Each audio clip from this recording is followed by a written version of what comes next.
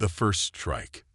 The quantum sensors on Europa 2 picked up the anomaly at 3:47 Earth Standard Time. Dr. Elena Rodriguez, lead researcher at the Hawking Institute for Advanced Studies, initially dismissed it as another gravitational echo from Jupiter's massive presence. The research outpost, home to 300 of humanity's brightest minds, had been detecting strange readings for weeks. But this was different. Dr. Rodriguez, the AI assistant's voice carried an unusual urgency. Multiple objects detected dropping out of quantum space. Configuration unknown. Elena's fingers danced across the holographic interface, bringing up detailed scans. The objects were massive, capital ship-class vessels arranged in an attack formation. Her heart raced as she recognized the distinctive biomechanical architecture of Zrilak warships. For 50 years, humanity had maintained careful diplomatic relations with the various alien civilizations they'd encountered. They traded openly, but kept their true technological capabilities hidden, remembering Earth's history of colonial exploitation. The Zrilak Empire, in particular, had always regarded humans with thinly veiled contempt, seeing them as primitive upstarts barely worth acknowledging. "General Quarters," Elena commanded, her voice steady despite the fear coursing through her veins. "Initiate Protocol Omega." Throughout the outpost, hidden panels slid away, revealing advanced weapon systems that officially didn't exist. The facility's seemingly modest shield generators powered up to full capacity, their true capabilities finally unveiled. Elena had always known this day might come. It's why every research outpost doubled as a military installation in disguise. The first salvos from the Zrilak fleet illuminated Europa 2's ice-covered surface with devastating energy beams. The outpost's shields held, their quantum-reinforced matrices absorbing attacks that should have vaporized them instantly. Elena could almost imagine the surprise on the alien commanders' faces. "Emergency transmission to Earth Command," she ordered while coordinating the evacuation of non-essential personnel. "Authentication code. Sleeping Giant." The Zrilak ships pressed their attack, their biological weapons attempting to breach the outpost's defenses. But humanity had been studying Zrilak technology for decades, preparing countermeasures for every known weapon in their arsenal. The shields adapted, the defensive systems learned, and the hidden turrets returned fire with devastating accuracy. "Ma'am," her second-in-command, Dr. James Chen, reported, "the quantum beacon is ready, but they're jamming conventional transmission channels." Elena smiled grimly. Who said anything about conventional? She activated her neural interface, connecting directly to the outpost's quantum core. "Initiate Project Phoenix." Deep beneath the ice, machinery that had laid dormant for years hummed to life. The entire outpost had been built around a massive quantum transmitter capable of sending signals through subspace channels the Zrilak didn't even know existed. As the alien fleet continued their assault, believing they were slowly wearing down the human defenses, Elena prepared humanity's response. The message was simple: the giant wakes. Across the solar system, hidden facilities powered up. Massive shipyards concealed in asteroid belts, underwater bases on Earth, and secret installations on Mars all received the signal. For half a century, humanity had been building, preparing, and waiting. The Zrilak Empire was about to learn why. Dr. Rodriguez, the AI interrupted. "Multiple breaches detected in sectors 7 through 12. Structural integrity failing." Elena nodded, watching as the quantum beacon's power levels reached maximum. The outpost wouldn't survive much longer, but it didn't need to. Its purpose had been served: to prove that humanity's apparent technological inferiority was a carefully crafted illusion. "Begin final sequence," she ordered, initiating the outpost's self-destruct protocols. "All personnel to emergency quantum pods." As the evacuation proceeded, Elena remained at her post, ensuring the quantum beacon's transmission couldn't be stopped.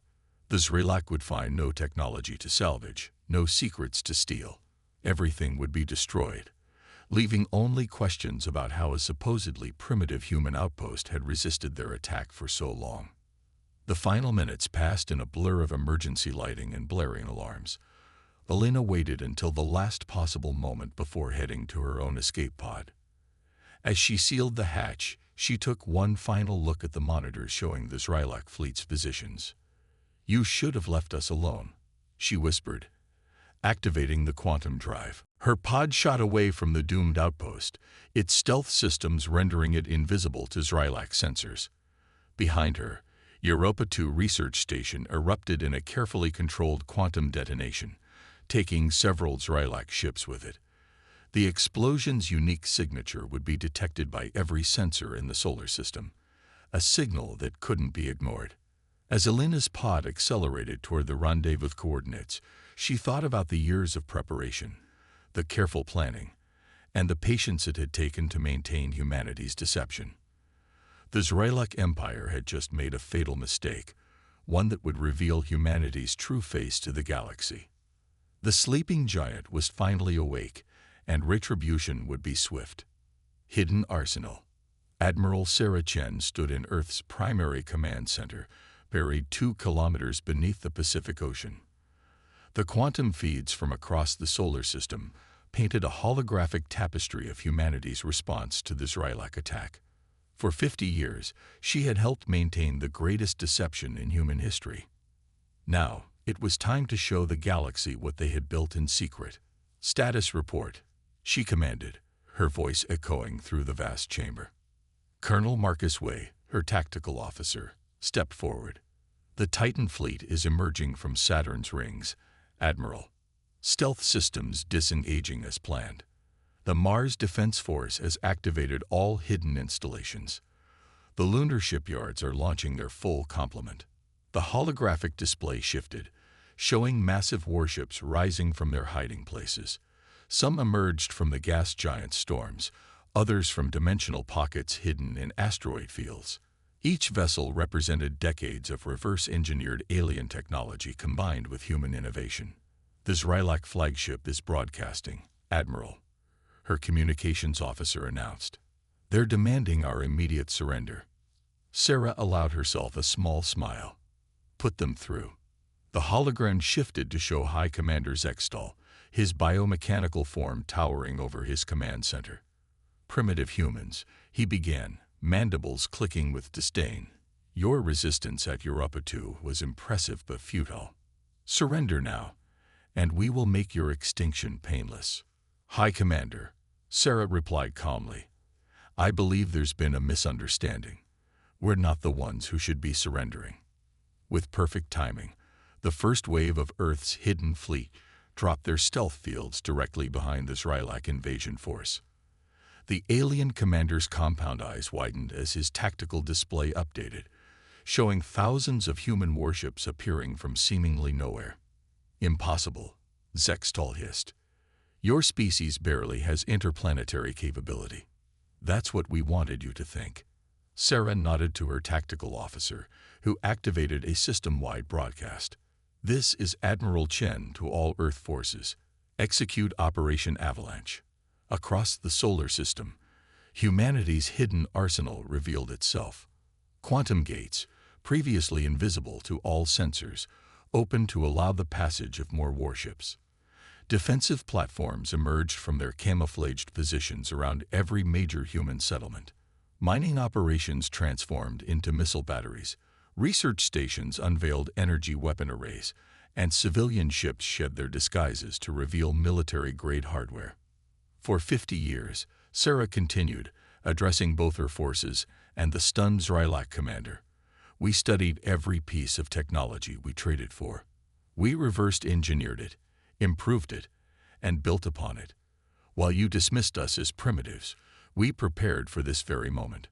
The Zrylak fleet began to reposition, trying to form a defensive formation, but they were surrounded, outnumbered, and facing technology they didn't know existed. Human ships demonstrated capabilities that should have been impossible, phase shifting through solid matter, generating micro-singularities as shields, and deploying weapons that bent the laws of physics. "Your empire made a critical error, High Commander," Sarah explained, her voice carrying no trace of anger, only determination. You assumed our peaceful nature was weakness. You mistook our patience for limitation. Most importantly, you forgot to ask yourselves why a species that survived its own violent history would choose to appear so harmless. The tactical display updated again, showing more human ships arriving through quantum gates. The Zrylak invasion force, which had seemed overwhelming when attacking Europa 2, now looked small and isolated. Last chance, High Commander, Sarah offered. Withdraw your forces immediately. The next generation of Zrylak leaders can learn from your mistake. Zextal's biomechanical form seemed to shrink as he processed the situation. This changes everything. The power balance in the galaxy will adjust, Sarah finished for him. Humanity is done hiding. We wanted peace, tried diplomacy, and you responded with violence. Now you understand why Earth's ancient myths warn about waking sleeping giants. The Zrylak ships began powering down their weapons, their commander finally recognizing the gravity of his error.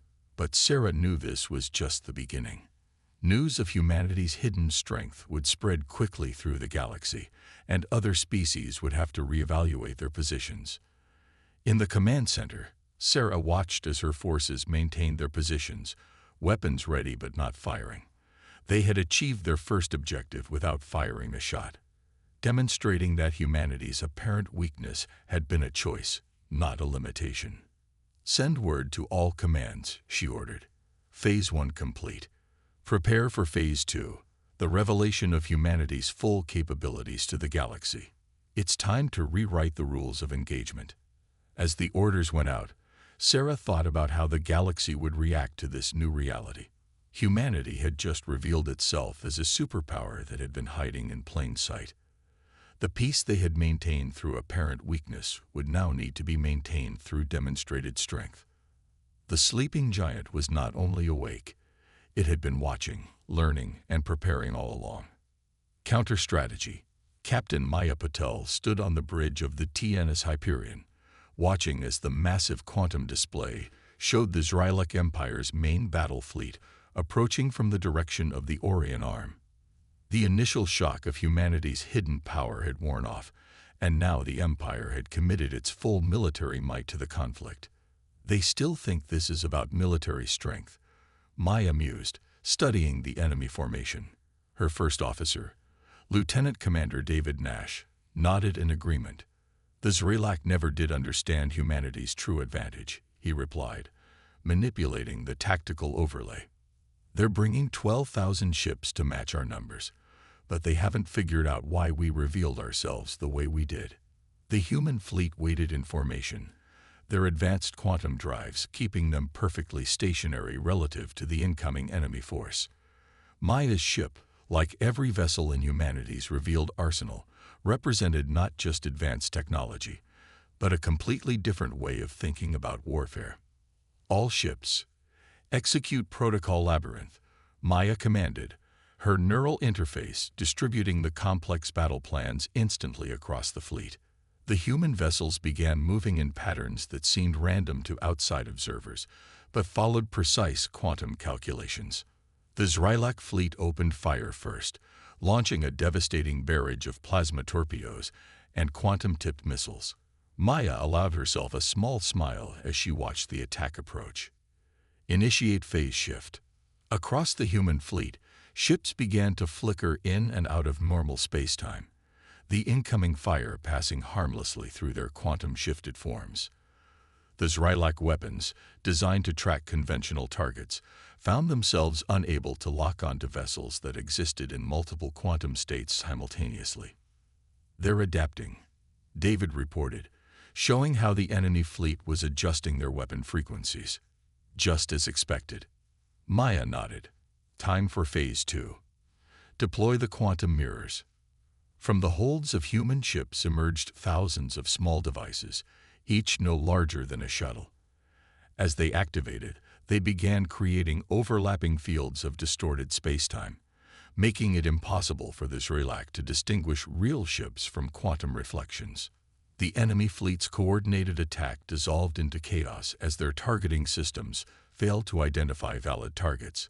Their biomechanical ships, usually so precise in their movements, began to show signs of confusion. "Send the message," Maya ordered. Her communications officer transmitted the carefully prepared broadcast to the Zrilak command ship. "This is Captain Maya Patil of the Terran naval ship Hyperion. Your technology is impressive, but you still don't understand. We didn't hide our capabilities because we were weak. We hid them because we knew that the moment we revealed our true power, the galaxy would never be the same."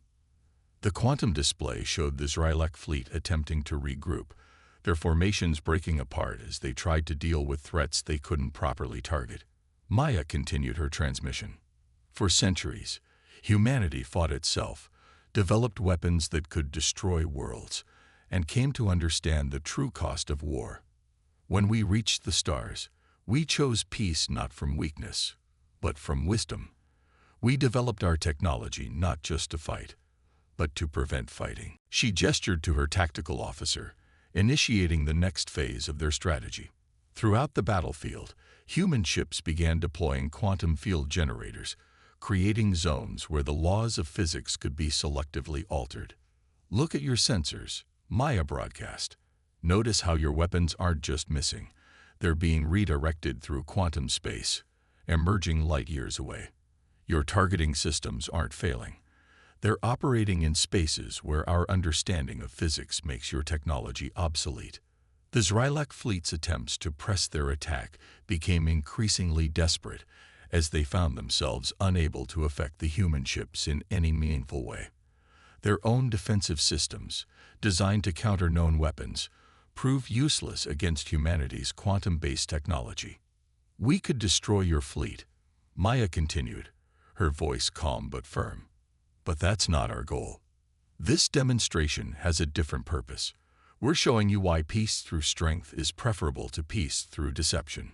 As if to emphasize her point, several human ships executed synchronized quantum jumps, appearing briefly inside the Zrilak formation before phasing out again, proving they could strike at will but choosing not to.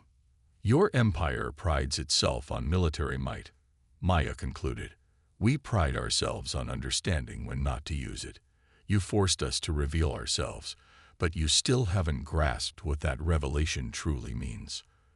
The quantum display showed the Zrilak fleet's energy signatures fluctuating as their commanders struggled to decide how to proceed.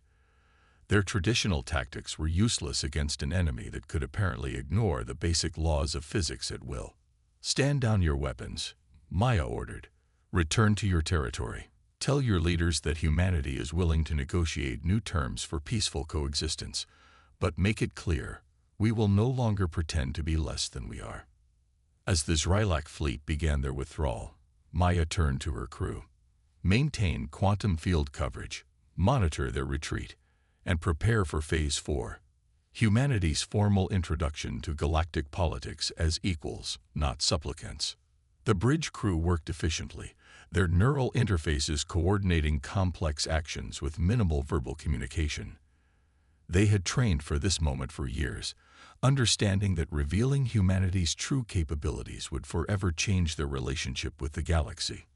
Maya watched the enemy fleet retreat, knowing that this battle represented not just a military victory, but a fundamental shift in how humanity would interact with other species.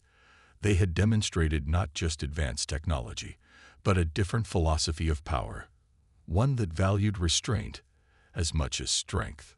The breaking point. The Grand Chamber of the Zrilak High Council erupted in chaos as Supreme Commander Vexthor slammed his biomechanical appendage against the crystalline table.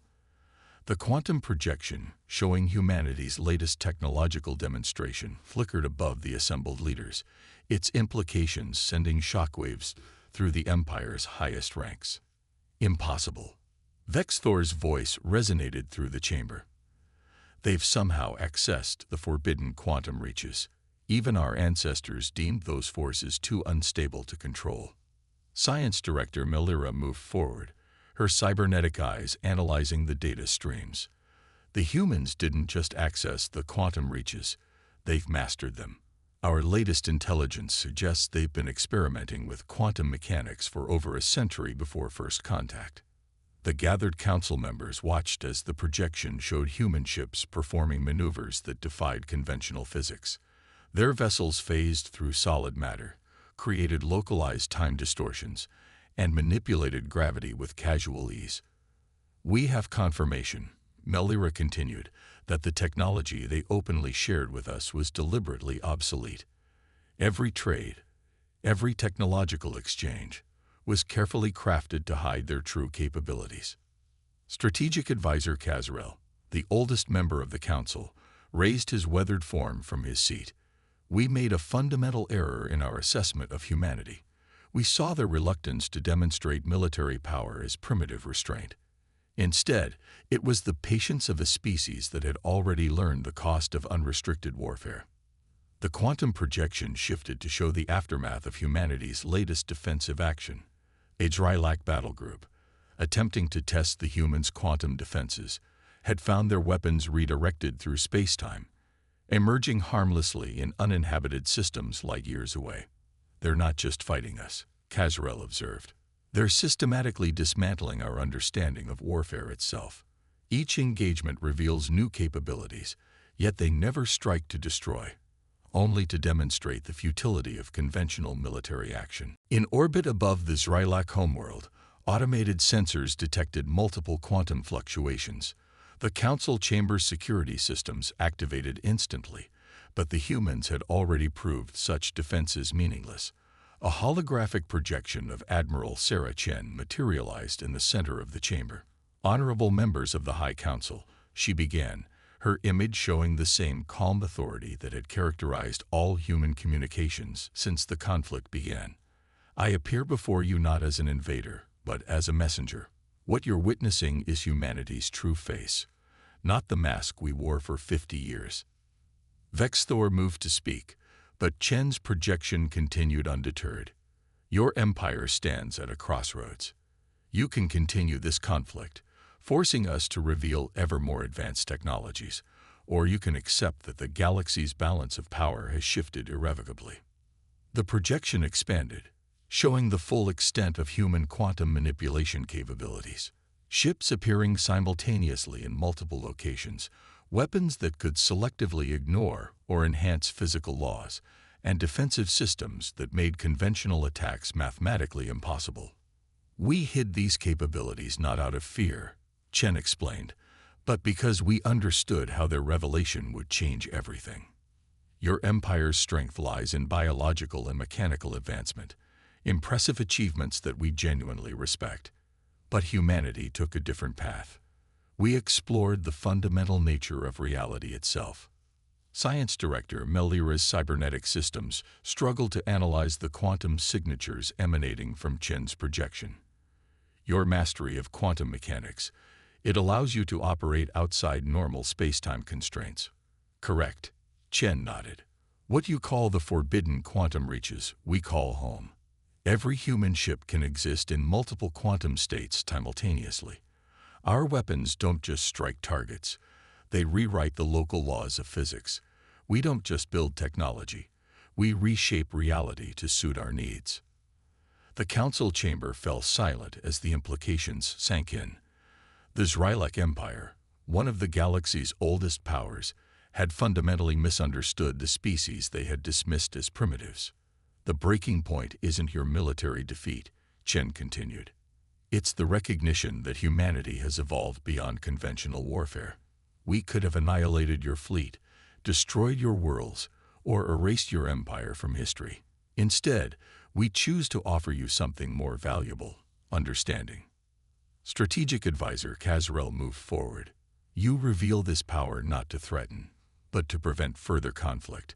Because once the galaxy understands what humanity truly is, no one will risk forcing us to demonstrate our full capabilities."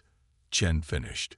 "This is the true breaking point, the moment when the Drylac Empire realizes that peace through mutual respect is preferable to peace through mutual destruction." The projection showed more human ships appearing in systems across Drylac space, each capable of impossible feats, yet none taking hostile action. It was the ultimate demonstration of power, the ability to strike anywhere, at any time, choosing instead to show restraint. Your council has one standard day to make its decision, Chen concluded. Choose carefully. Humanity emerged from our own violent history understanding that the greatest power lies not in the ability to destroy, but in the wisdom to avoid destruction. As Chen's projection faded, the council chamber remained silent. The Zralek Empire had reached its breaking point, not through military defeat, but through the realization that they had completely misunderstood the nature of human advancement. The galaxy's balance of power hadn't just shifted, it had been fundamentally redefined. New Dawn.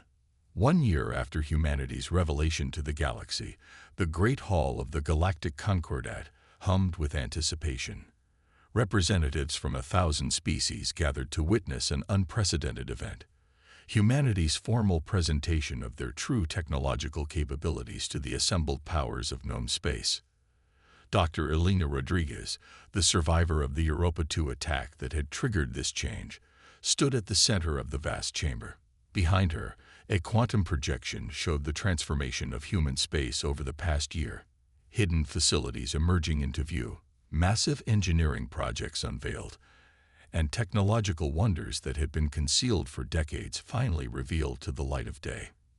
Distinguished representatives. Elena began, her voice carrying to every corner of the chamber. 1 year ago, an unprovoked attack forced humanity to reveal what we have become. Today, we share not just our technology, but our vision for the future. The quantum projection shifted, showing the first public demonstration of humanity's most advanced achievements. Cities that existed in multiple quantum states simultaneously, allowing for infinite expansion within finite space. Ships that could traverse the galaxy by stepping through the quantum foam of reality itself. Energy production systems that tapped into the fundamental forces of the universe. For centuries, humanity dreamed of reaching the stars, Elena continued. When we finally did, we found a galaxy divided by technological hierarchies and military power. We chose to hide our advances not out of fear, but because we understood that true progress comes not from domination, but from cooperation. In orbit above the Concordat's capital world, the human fleet performed a synchronized quantum shift, their ships briefly existing in all possible states at once, a display of mastery over reality itself that left even the most advanced species in attendance speechless. The Zralek Empire's attack taught us that hiding our capabilities only encouraged conflict. Now, we offer something different, a partnership in exploration and discovery. Our quantum technology allows us to reshape reality, but we recognize that every species in this chamber has unique insights and abilities that could benefit all. Ambassador Kazril, now representing a transformed Zralek Empire, rose to speak. When we attacked humanity, we thought we were striking at a primitive species. Instead, we discovered beings who had transcended conventional limitations. Their response to our aggression was not destruction, but enlightenment. The chamber's quantum displays showed new joint human-alien research facilities being established throughout the galaxy. The same technology that could have been used for war was being adapted for exploration, healing, and growth. Humanity's greatest achievement, Elena explained, wasn't mastering quantum mechanics or building hidden fleets. It was learning when not to use our power. Every species here has walked the path of technological advancement. We invite you now to walk a new path, one of shared discovery and mutual understanding. The projection revealed humanity's most ambitious project yet, the creation of stable quantum corridors connecting distant parts of the galaxy. What once took years to traverse could now be crossed in moments, opening new possibilities for trade, cultural exchange, and cooperative exploration. The age of hiding is over, Elena declared. But so too is the age of military posturing and technological hoarding. We propose a new dawn for our galaxy, one where advancement is measured not by destructive capability, but by constructive potential. From their seats in the chamber, representatives of various species began to signal their support. Even the most militant empires had come to understand that humanity's quantum mastery had changed the rules of power forever. War became meaningless when your opponent could literally rewrite the laws of physics within their sphere of influence. Let this day mark not just humanity's full emergence onto the galactic stage, Elena concluded, but the beginning of a new era of cooperation. We kept our capabilities hidden because we feared how their revelation would change the galaxy. Now, we reveal them because we understand how that change can benefit all. As the assembly erupted in approval, Admiral Sarah Chen watched from her command center on Earth. The quantum feeds showed similar scenes playing out across the galaxy, species that had once competed for dominance now seeking ways to collaborate and learn from each other. Quite a change from last year, her aide observed. Sarah nodded, remembering the tense moments when humanity first revealed their true power. We spent 50 years preparing for war while hoping for peace. Now we can finally focus on building something greater than military might. The quantum displays showed the galaxy transforming, not through conquest or conflict, but through the sharing of knowledge and capability. Humanity had emerged from hiding to become not conquerors, but teachers, not warriors, but guides to a new understanding of reality itself. As the sun set on Earth, its light caught the crystalline spires of the new quantum cities rising into the sky. They stood as monuments not to humanity's power to destroy, but to their capacity to create, to imagine, and to transform. The sleeping giant had awakened not to wage war, but to forge a path toward a future where the true measure of advancement was the ability to elevate all species toward their highest potential. The new dawn had arrived, and with it, the promise of a galaxy united not by force, but by the shared pursuit of understanding itself.